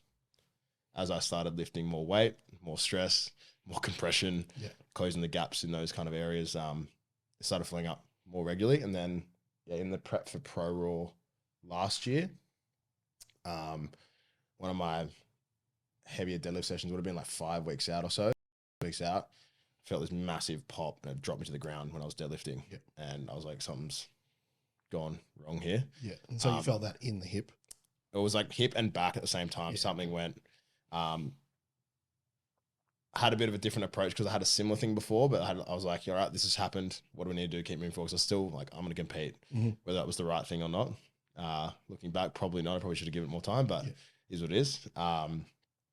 And then I kind of was like, after this comp, I need to see what the options are. So then I got to scan again to see what had changed since the original scan. And you know how there's reports, they make it sound always more horrific than what it is. And we've all got things that we probably don't even know we have, especially like disc related things. I've had issues with that on and off even before I was lifting. So it was like, L3, L4 disc bulge, L4, L5 disc bulge, and then L5, S1 with like it protruding against the nerve. And I think that was the main pop that I felt. Yeah. Okay. But then more bone has been growing on that top of the hip. So, I'm going to look at options where they go and they shave the bone off, but like it feels okay at the moment. And I've still been lifting. But it's just like, I want to get back to where I feel like I'm capable of being, like obviously hitting that 900 at Pro Raw a couple of years ago was a big moment. You still went on to total 845. Yeah. Fuck back. On like a shit day, which is cool. But like, what we talked about before, I was like, well, that's not fucking good enough. What I mean? Like, cause I know what I was capable of. But yeah, I think I still want to get back to that point. So I just got to figure out what that looks like. And, I've just turned 30. I'm still fairly young within the sport. Like I don't see myself stopping competing. I want to still compete for a significant amount of time. So it might just be spacing out things a bit differently, like comps and stuff, or just finding ways to do that. But yeah, that's a bit annoying because it's like it's a structural thing. It's not like a tear or something where you can, okay, we've rehabbed it, we'll come back. It's like there's literally extra bone just blocking my hip. So significantly impinged. Yeah. Like, and that's just going to cause pain. Yeah. Have you dealt with any other major injuries before this one? I've had a few tears and stuff over the years. Nothing like crazy. Like I've seen way worse ones in comps. Like Josh Razor, the year I competed at Pro Raw, both his quads. Nathan Jones also, that was my first pro I ever watched, was seeing him tear his quads under like a 370 squat. And I was like, fuck, that's hectic. It's never fun. No, I've torn both hamstrings actually, and it was a couple of weeks out from a comp, but it was grade 1 and grade 2. I just felt it was like cellophane ripping. Tore like levator scap, like in my trap deadlifting, which was a kind of interesting one. And I still went on to compete, but I used this like spray that pretty much like made my whole shoulder feel cold. And I was like deadlifting with a sideways neck. A few little like quad and adductor tears, but yeah, nothing too bad. That hip in the back one was the main one. Yeah. You know, like I think you guys talked about in the first, it's like when you get to a certain level in any sport, things are gonna break. Yeah. Like it's probably inevitable. It's not like a matter of if, Yeah. it's when. So the things like we talked about before, trying to manage every aspect the best you can to try and mitigate the chance of something like that happening. But at the end of the day, we're doing very specific, repetitive movements. So that's why my belief in terms of my programming is to make sure we do stuff outside of comps, which offsets that a little bit as well. Like we're very extended, retracted, compressed. So it's like, okay, can we get ourselves in different positions that maybe make our joints and stuff feel a little bit better? Yeah. Yeah, because it's just kind of part of the game. It is. I think it scares people off with people looking in from the outside. Yeah. Like, oh, it's so many injuries and it's just so bad for your body. It's like, yeah, but any sport is. Yeah, look at like NRL, for example. Like weekly you're hearing about injuries with those players, you know, and obviously have the best teams and stuff working with them to rehab them as quickly as possible. But some of them get some pretty significant injuries that put them out. Yeah. You know, so I think it's also with younger lifters when they have their first injuries and stuff like that can be, and you know, you see how many people come and go throughout the sport. Yeah. I think it's generally due to those kind of things. And it's like, okay, I've hurt myself. I'm done. Yeah. It's like, are you? Yeah. Or Well, it's, are you hurt or are you injured? yeah. Yeah. Like, can we have a look at this and maybe fix a few things? And, and I'm sure you've had the same thing. If a client has an injury or whatever, and you're like, okay, well, it might not even be from the gym. Like I have clients that like broke their arm, for example. It's okay, well, that's this arm. You can still train the other side. You can still train your legs. It's still going to make you feel better. And then when you come back to this being a full health, there's going to be less of a time to rebuild it as well. And kind of coming back to that, you know, your version of hard work is the hardest you've ever worked, as Dave Tate would say. That when you're injured, your idea of how far you can come back and how quickly you can come back is like kind of predicated on your mindset a lot. But have you overcome adversity in other aspects of life? Because injury is a pretty big adversity to overcome, and it's really fucking hard. Yeah, for sure. Like, well, if you know, like to hurt yourself and keep going is really hard, especially if you've been at a very strong point or like a successful point within your training career, and you're like get really pushed back down. You're like, well, I don't feel strong. I feel weak. I feel like inadequate. It's like a conversation you have with yourself, and then it's like, shut up. Yeah, you know what I mean? Like how many people do that and still get back to you? Look at a lot of those guys. Like there's that Papa Bear Rogers bloke in America that tore his quads. Yep.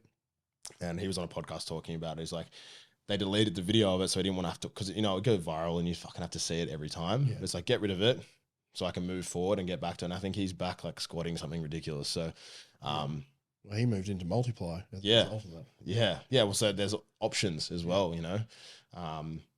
So I think it really does come down to like your mindset around it. And if you're strong-willed enough to just keep moving forward when something like that happens. Yeah. You might not want to as well. You might be like, babe, I'm done with this shit. Yeah. Which is fine. Yeah. But I'm not. Yeah. Well, it ultimately comes, what do you want to do? Yeah. Like, do you want to keep going? Do you want to be as good as you possibly can? Because we can overcome it. Yeah, for sure. And like having someone on the outside saying you can get past this. Yeah. You just have to take a step back, trust the process coming forward, and it's going to take a while, but you're going to get there. And a lot of people can't see the forest for the trees on that one. Yeah. It's like, no, I'm hurt. Yeah. I also think as well with like younger lifters that get strong very quickly, it's more prevalent with that kind of thing.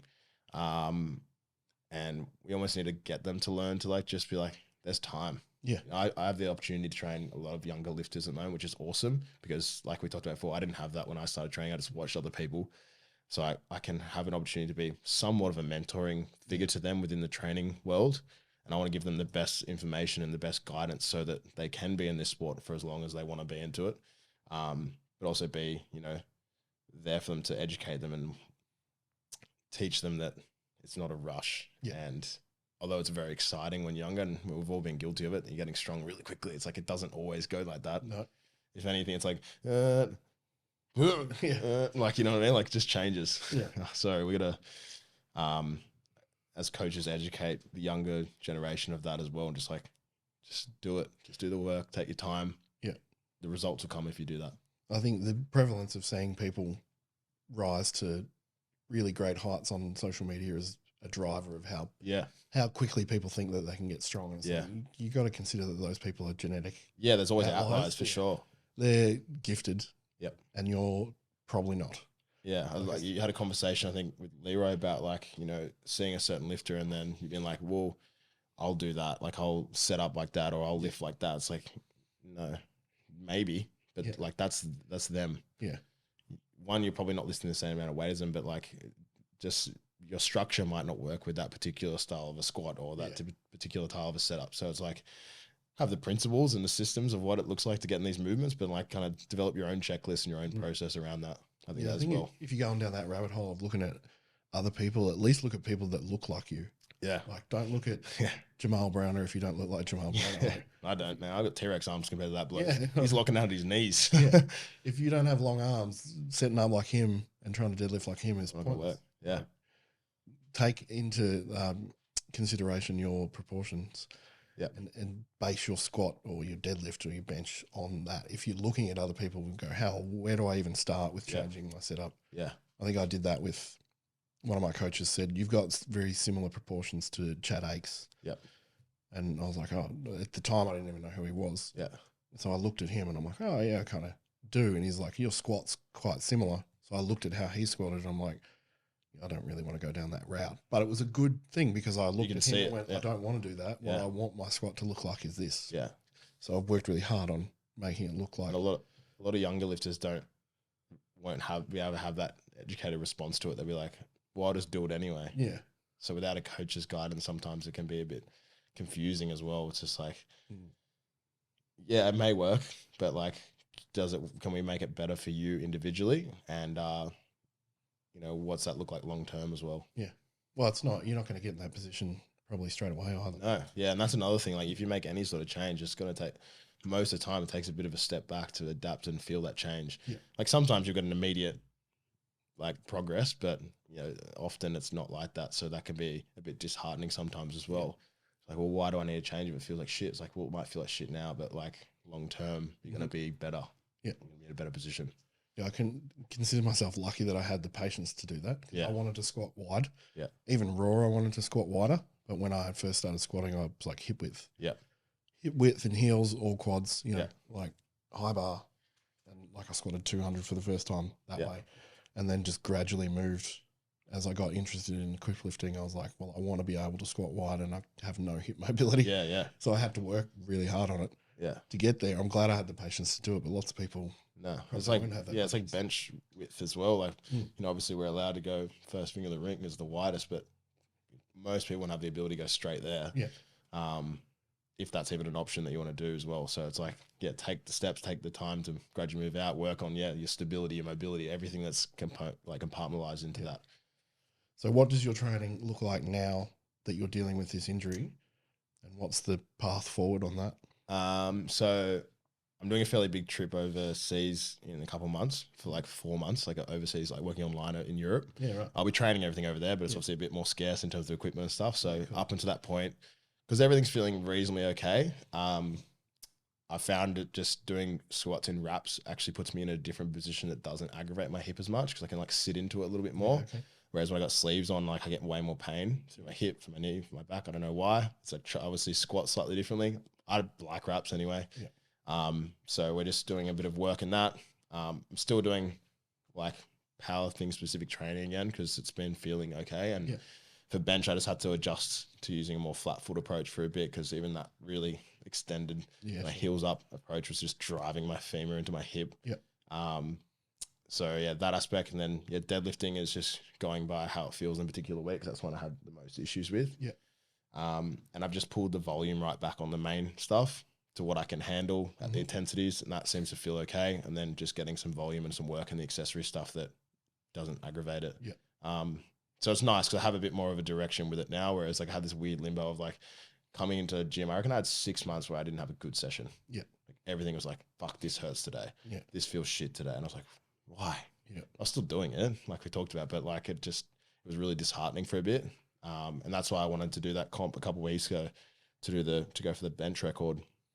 So I have something to work towards, even though I was keeping the squat and deadlift quite conservative. I still wanted to like just have something to work towards, and that gave me a bit of motivation and purpose within the training again, which was cool. How did you feel going into that comp and missing that bench? Oh, it was hard because that was like the sole purpose I was going there for. Like I'm still happy. I got some big wins there. Like I dropped a weight class and I got probably the best. The hundreds. Yeah, probably the best body composition I've been in since I've been in powerlifting, which I was really happy with, and learned a lot from the nutrition perspective.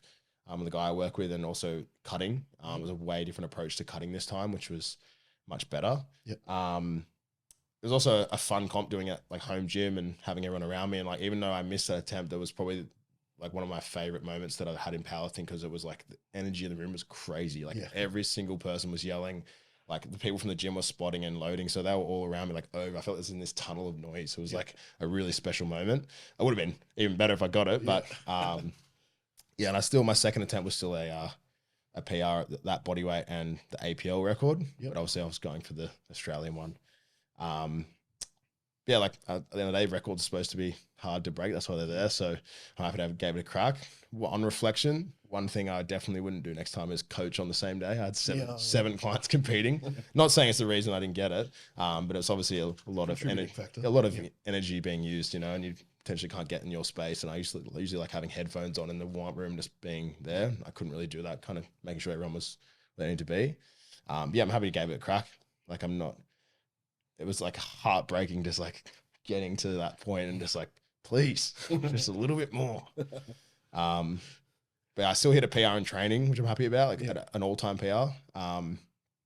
So there was still some wins to take out of it. And now I can have some stuff to work on, like we talked about before, and some different variations and playing around with that kind of stuff that I haven't really done before to see if that makes a difference. Yeah. So out of that failure, you've come and gone, well, I'm missing benches here. Yep.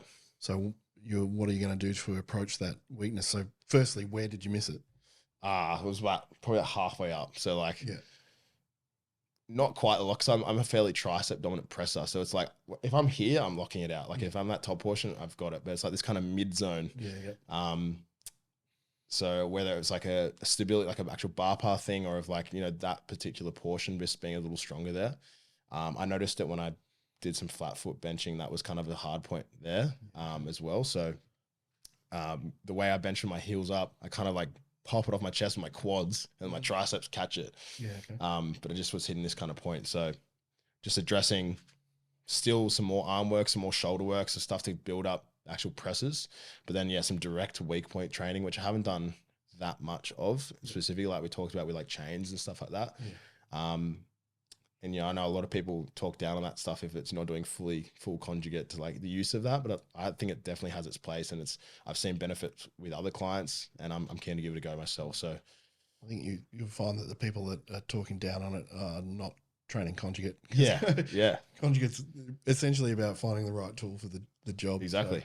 And like obviously, that's my bias. We focus on weaknesses 100%. Like that's what we're looking at. We're looking at you can't bench and go, okay, we're going to break this down into segments. We're going to train those segments to build it up and use testers to get there. But you can use those. They're just tools. Like chains aren't conjugate. They're just a tool. Yeah, it's just accommodating resistance, right? You can use, that's why I like the idea of conjugate. I've never run it directly as the whole product, I guess if you want to say that, whole system. But I like aspects of it, and I think they can apply in most other models. Teaching people how to express force is a really powerful thing without obviously rushing it. Like I think if you just go move fast, it's very different to expressing force.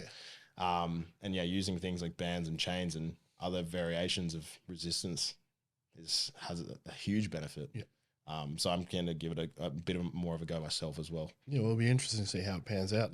I think some of the big takeaways for anyone listening is that in that little section of what you said, you had 6 months as an elite lifter, 6 months where you had not a good session, but you still went, and you still progressed. Eventually, you didn't maybe in that 6 months, but if you didn't do that 6 months, you went way backwards. 100%. And that you went in with a very specific goal that was achievable, it was a lofty one, but it was achievable. Like I was watching your training, going, "You're going to get this." Well, I was only 2.5 behind in training, which that way still makes a difference, but. I don't think it was an unrealistic goal. No, but then you missed it, and you haven't shut yourself down and gone, "Oh shit, fuck it, I'm I'm done. Yeah. You know, you've missed it. You go back and go, okay, I'm going to take what I missed and how I miss and turn that into training around what I need to do to get there. Yep. So that next time you're on there, you smash it. Yeah. So I think they're really important things to take away for people that might be newer to training or they're in that intermediate phase. It doesn't always go well. No. It's not always progressing forward or upward or like both in training and in comps as well. You know, I had a fairly good run of like really successful comps. Yep. And last year was the first comp where I had a bad comp. Yep. And like we said, I still had a good total for, you know, that. Yeah, but it wasn't a full. Yeah, it was the first comp that I've missed a squat ever. Yep. It was actually the first squat I've ever missed. I've never failed a squat. It's like that squat's always been my lift. I've never failed a squat. Mm-hmm. The first squat I missed, the first comp that I haven't hit a PR on anything. Yep. So it was like it was a pretty like hectic moment in my head. I was like, well, why did this all happen? But then you have to like sit back and kind of reevaluate and be like I said before, maybe I shouldn't have done that based off how the prep went. Mm-hmm. Maybe that just wasn't my time to express what I need to do on that day. Yeah. So it happens. That's a big one. Yeah. It's like you can't always be ready to express your strength at 100%. No. And comps are no different. Like you can do everything seemingly right. Yeah. And then you get there on the day and it's just not. You can have the best prep and the worst comp, or the worst prep and the best comp as well. You look at any of the top lifters around the world, you know, a lot of the more Instagram famous kind of ones as well. They have so much pressure behind them. Mm. And if they have a crap day, like people like start to be like, oh yeah, I knew he wasn't going to get that. It's like, He's done. No, he's human. Yeah. Yeah. Well, Ray Williams is a good example of that. Yeah. A lot of people go, oh, he's done. He's never going to come back to what he was. And it's like, you think about how long he was at where he was at. Yeah. And how many notches on that belt that he's got that are squats above 1,000. Yeah. Or Zahir coming back now as well. Yeah. It's crazy. Like he'd be in like his late 40s now and he's pushing ridiculous weight. I think double the 475 squat the other day. Outrageous. Yeah, on a power bar. Yeah. But he was gone for a long time. Yeah. And, you know, he did some really big things in the sport before he stopped for ages. But like, I'm sure a lot of people are probably like, he's not going to come back. Like he's done. Look at him now. Yeah. It's going to be impressive when he puts it all together. Yeah. If he puts it on the platform, that'd be wild. Sure. Yeah, definitely. I had some issues with my discs after a comp where in gear, obviously you're fighting pressure in the bottom. Mm. And if you give in to that pressure at all, it pushes your pelvis forward in a squat. Yep. And I let that happen on the 315 squat at my nationals, not last year, but the year before. Yep. And bulged the disc quite significantly and pushed my pelvis all out of whack. And like, I was like, oh shit, this is bad. Yeah. Managed to rehab it pretty well and came back, did really well. Training was going good, moved into a different suit, went from poly to canvas, and it's like, yeah, this next meet, I'm going to smash it. Yep. And totaled less. Yeah. I trained for over 12 months for that meet and totaled 7.5 kilos under what I'd totaled beforehand. And I was just like, far out. Yeah. But that was a preparing comp for the nationals again.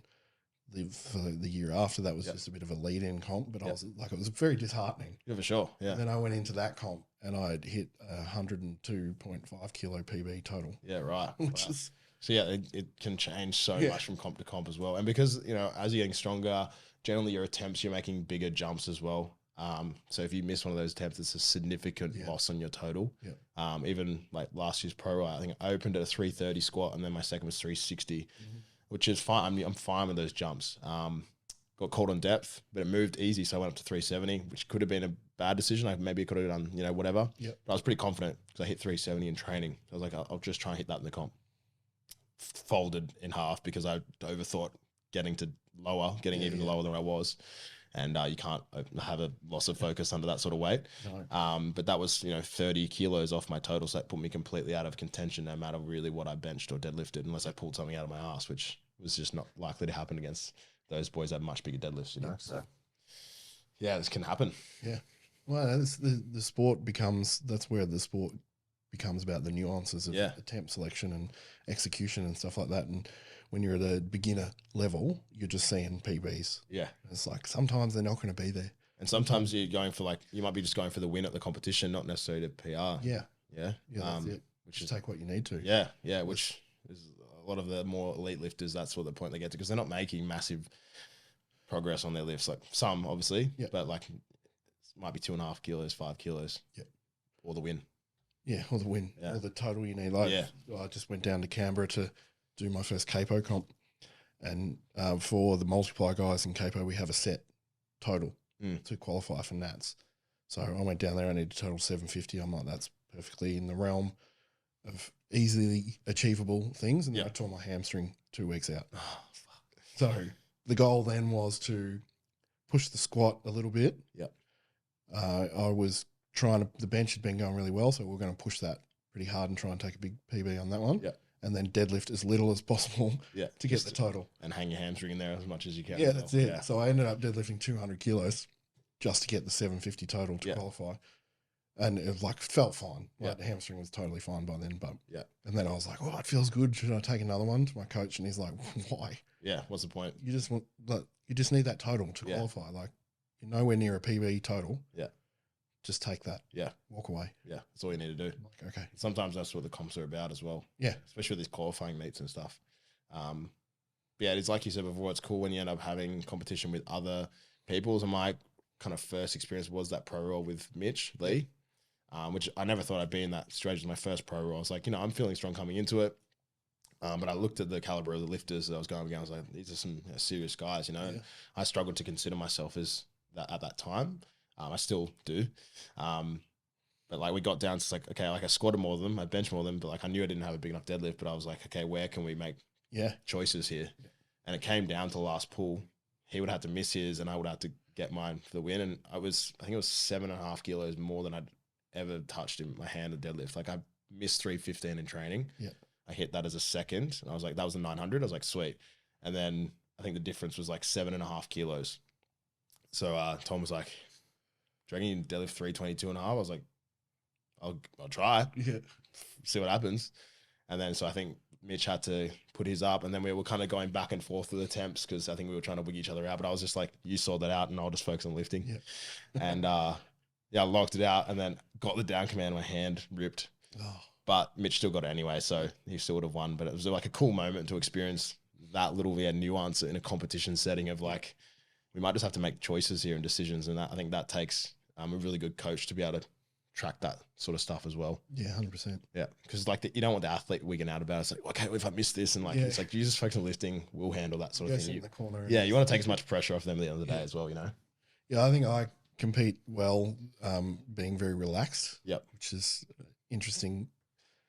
Coming from where I got into lifting, why I need what gap I needed to fill in my life was like that physical aggression outlet. Yeah. But then, so oddly, it became I was a calm lifter, which is still strange to me when I think about it in that context, because I can be, as a vocalist, like really aggressive and really physical, but I found it doesn't help me lift better. Yeah. So I like to be really calm and cheer on other people and joke between attempts, but then it's like when you're on, you're on. Yeah, that's it. But finding, like we were talking about earlier, finding that switch, finding that ability to control those variables in your head. Yeah. Just go, okay, I need to do what I need to do here. Yeah. And do it. And sometimes that's scary. Yeah, I understand. Yeah. Putting a 7.5 kilo PB on for your last attempt to win or to try and you know, unsettle. Because was that for first place? Or First. Yeah. So I ended up getting second, which is still like hectic at my first pro to be in the podium, which is wild. Like even the thought of being able to go for first was like unreal. Yeah. Yeah. So you're on that podium with Polaris' own Max Jones, weren't you? No, he did the year after. Oh, he did the year after. Yeah. I actually didn't get to compete with it. Oh no, I competed with him last year. Yeah. So that's when I came fourth. So he won that one, I think. And he came second to Will Crows. Oh yeah. Croz, Max, then Shannon, who blew his fucking knee out and still finished the day. Yeah. That was a strong lineup. And it was cool, like, to be alongside those boys as well, because, like, especially, like, Croz, when I first went to Pro Raw and watched it at the Arnold's, like, he was one of the top guys, and still is. Yeah. I mean, like, I want to compete against these guys. Like, I think I set up myself a time frame. I was like, within 5 years, I want to compete at Pro Raw. Yeah. And I think I did a little bit less than that, but still, it was like, that was the standard, and it still is the standard, and it's been fucking it just keeps increasing, especially within female lifting. It's outrageous. Oh, yeah. But, like, getting to then warm up alongside those guys, compete alongside those guys is like, it's cool, you know, because you can, like, they've been driving forces. And like we said before, like, you're aiming to be better each time you go. And if you have the opportunity to work with people like that, or like see people like that, it's awesome. And yeah, people like Max and a lot of those other top guys they're very good competitors and good people. And that's what the sport's about. Yeah, I remember when you came up to Hunter Strength and did the ref course, which was the first time we met in person, and you were like, shit, Max is a big dude. Yeah, yeah. You're in the same weight class, and you're like, oh, wow, he's very big for a 110. Yeah. I was like, yeah, well, he usually sits above 110, which is why. Well, that's the other thing as well. Like, I was a light 110. I actually never hit 110. I think I got 109-ish, but I weighed in like 108 for the comp. And I was like force feeding. I was just like, I can't get my body weight up. And I was just feeling sick. I was struggling to finish meals and stuff. And so I feel a lot healthier and a lot better at 100, but I felt way stronger then. So it's like, where's the trade-off? Yeah, that's it. Yeah. You got to take where the body wants to be. Yeah. To a certain degree. Like when I was driving up here, you rang me and said, is there a microwave upstairs? I need a meal. That level of dedication to eating and doing all the things, or controlling all the variables that you can control is what is most likely gotten you to that high level. Yeah. Obviously, you're pretty strong to begin with. Yeah. Given that you were one of the two kids that benched the bar in the gym. Yeah, yeah. How much has that been a focus for you in this progression where you're like, oh, okay, I'll give myself 5 years, I want to get to Pro Raw? How much did you need to really sharpen up those tools? Yeah, for sure. Well, I think the training aspect was there. Yep. I was always dedicated to training. I never had a problem with showing up to training because I loved it. Still do. But the nutrition component was something that I feel like was lacking at that point. So then I ended up getting a nutrition coach. I work with a guy called Ben Kent down in Melbourne. And that was like a game changer. When I started working with him, I put like a significant amount of kilos on my total. Recovery was way better. Body composition was way better.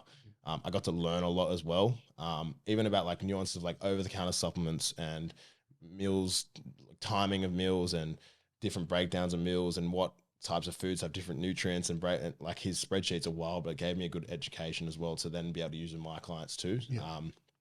But massive, massive change. And then on top of that, I was like, hey, I've always been shit at sleeping. So I was like, I need to improve that and or at least try and do things to improve that. So I think in the last few years, they've been a massive focus and have 100% improved it. But like you said before, there's definitely periods where it suffers and you can feel it. Yeah. You know, as coaches, we are busy. We're healing with a lot of other people.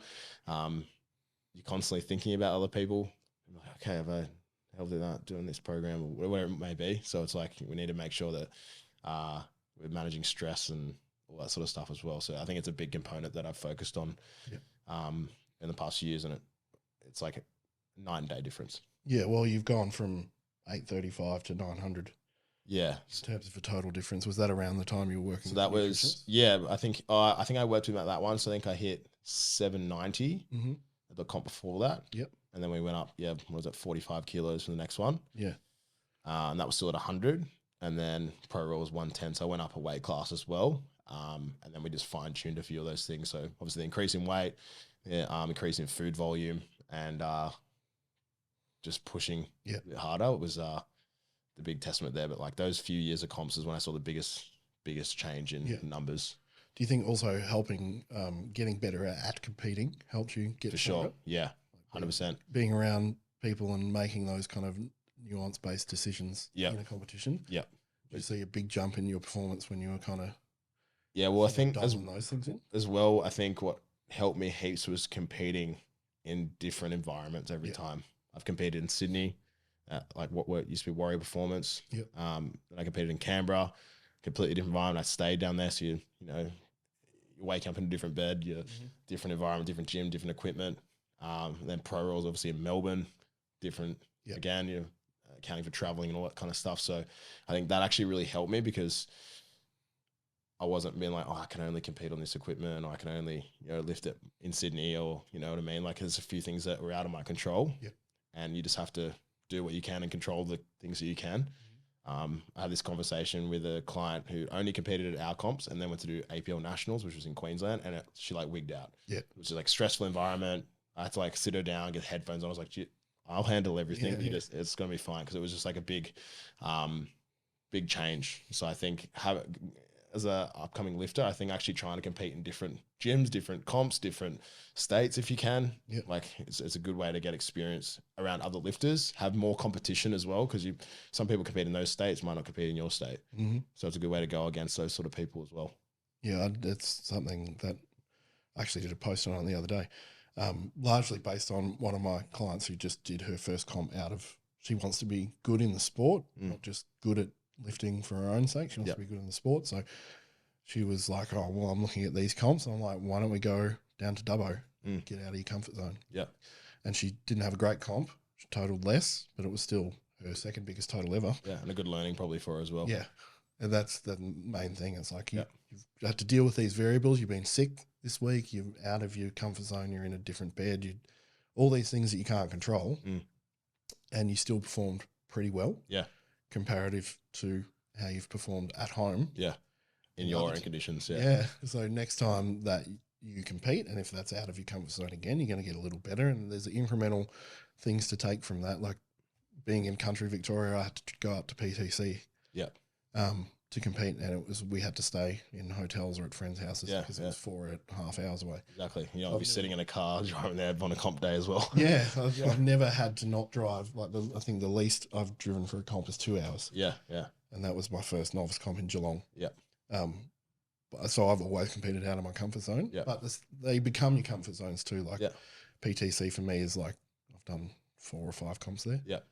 That's like it's like a home gym now. Yeah. I don't want to, and I don't want to compete there. Yeah. So nationals last year when it was at PTC, I was like, oh, I've done so many comps here. I want to go somewhere else. Yeah, compete somewhere else. Yeah. So going down to Canberra this week was good because it was a lot different, different fed for me too. Yep. But around lots of different people. And yeah.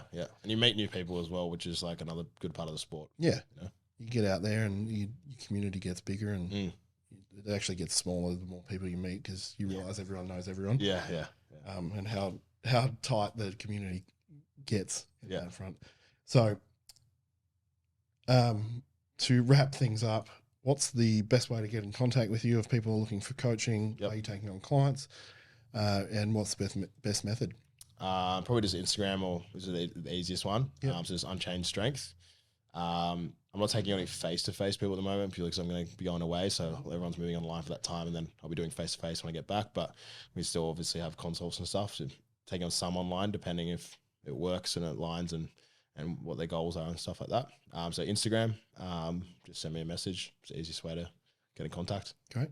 And Hell on Earth, if you're into hardcore, check them out on Instagram and Spotify and all that stuff. And if you're local in Newcastle, you'll be playing up here in a couple weeks. Yeah, and you're playing some shows in Sydney. Again. We got one in Melbourne and then potentially one in Sydney, but I just don't know if it'll be before I go away. But that'll still be fun. I was going to fill in for that time. So there'll be shows. There'll be shows. Yeah. Check them out. Well, I want to thank you for taking the time to come up the highway today. And, you know, it's no small feat to come up here on your weekend, especially after Knotfest yesterday. Yeah, it was fun though. The burning question I have for you, I know you said you got there late, but did you manage to see everybody's favourite powerlifting band, Disturbed? I saw a bit of them. Honestly, they were a bit of a letdown. Yeah. But I've like, they're one of the bands that you kind of listen when you first start listening to that sort of music, right? And fuck that. Yeah, they're pretty boring to be fair. Yeah. But I think they're on every single UFC knockout compilation video soundtrack. And every single powerlifting yeah. playlist ever. Yeah, 100%. So down with the sickness when it comes on. It's like I have an internal vomit response. It's either that or fucking Break Stuff by Limp Bizkit. I think I've heard that 67,000 times in the gym, and I used to love that song, and now I just like don't like it because I've heard it so many times. Yeah, I made the playlist for nationals for GPC, and I was in control of it, and one of the other coaches was like, "Oh, I can help you out and put some songs on." I'm like, "That'd be great because get some different songs on there." I said, "I've got one rule: no Disturbed," and he quite likes Disturbed. So I think he's like, "All right, he's like, why not? Is that like for copyright reasons?" And I said, "No, I just hate them." So it's like a running joke now, but it's on our gym playlist, and it drives me a bit nuts. Yeah, when I saw they were playing, one of my friends messaged me and she's like, "Oh, you'll be first to get tickets." And she sent me live footage from someone's stream yesterday, and it's like, "I bet you were right up the front." And my response is just vomit emojis. So thanks for coming up. Really appreciate you. Thanks for having me. Very good to talk to you, and we'll be seeing you again soon. Will do. All right, so thanks for watching. If you want to check out more about Chris, about his bands or his coaching, make sure you go into the show notes. All the links will be there. And check out our sponsors, Jacked and Juiced and East Coast Supplements. All the info below. And thanks for watching. We'll be back again soon.